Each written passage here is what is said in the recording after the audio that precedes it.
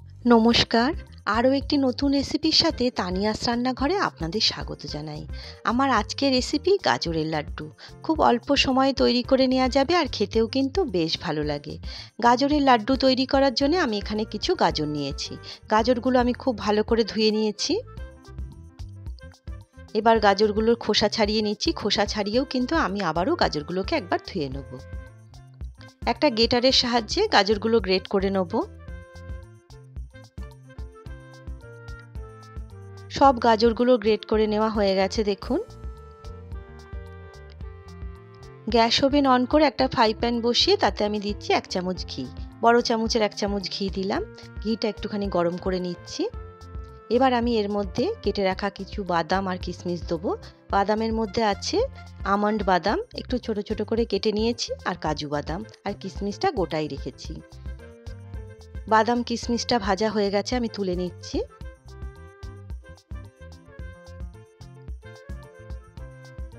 এবার ওই ঘিতেই আমি দিয়ে দিচ্ছি গ্রেট করে রাখা গাজর। ঘিয়ের সাথে গাজরটা একটুখানি হালকা ভেজে নেব।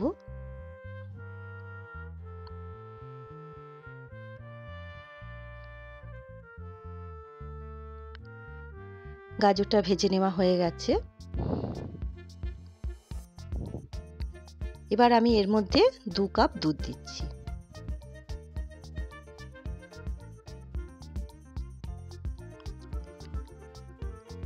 খুব ভালো করে মিশিয়ে নিচ্ছি। ছোট চামচের 1 চামচ দিলাম ছোট এলাচের গুঁড়ো। গন্ধটা খুব ভালো আসবে আর খেতেও কিন্তু বেশ ভালো লাগবে।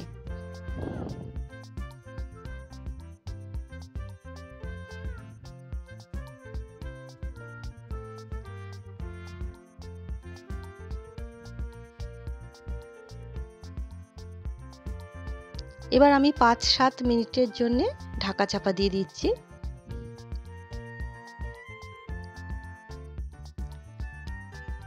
দুধটা অনেকটাই শুকিয়ে এসছে। গাজরটাও সেদ্ধ হয়ে গেছে।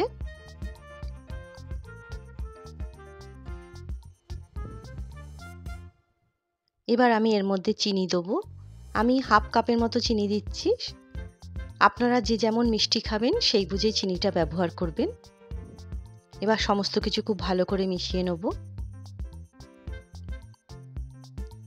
এবার আমি এর মধ্যে বাদাম আর কিশমিশগুলো দিয়ে দিলাম।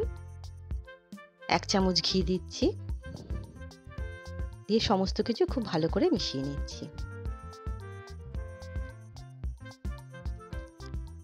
খোয়া ক্ষীর গ্রেট করে দিচ্ছি। খোয়া ক্ষীর দিলে কিন্তু গাজরের হালুয়াই বলুন আর গাজরের লাড্ডুই বলুন, খেতে কিন্তু বেশ ভালো লাগে। একটু দেওয়ার চেষ্টা করবেন, তাহলে কিন্তু খেতে খুব সুন্দর লাগবে। ভিডিওটা দেখে যদি আপনাদের ভালো লাগে তাহলে অবশ্যই লাইক, কমেন্ট, শেয়ার আর সাবস্ক্রাইব করবেন। যে সকল বন্ধুরা ফেসবুক থেকে দেখছেন তারা একটা লাইক দিয়ে অবশ্যই পেজটিকে ফলো করবেন। নামিয়ে একটু ঠান্ডা করে নিয়েছি। এবার আমি লাড্ডুর আকার দিয়ে নিচ্ছি। দেখতেও খুব সুন্দর লাগে আর খেতেও কিন্তু বেশ ভালো লাগে। ভিডিওটা দেখে যদি আপনাদের ভালো লাগে ছোট্ট একটা কমেন্ট করে আমাকে জানাতে ভুলবেন না আপনাদের কেমন লাগলো। তৈরি হয়ে গেল গাজরের লাড্ডু। দেখুন কতটা সুন্দর হয়েছে। আজ তবে এই পর্যন্তই। দেখা হবে পরের একটি নতুন রেসিপির সাথে। সবাই সুস্থ থাকবেন, ভালো থাকবেন।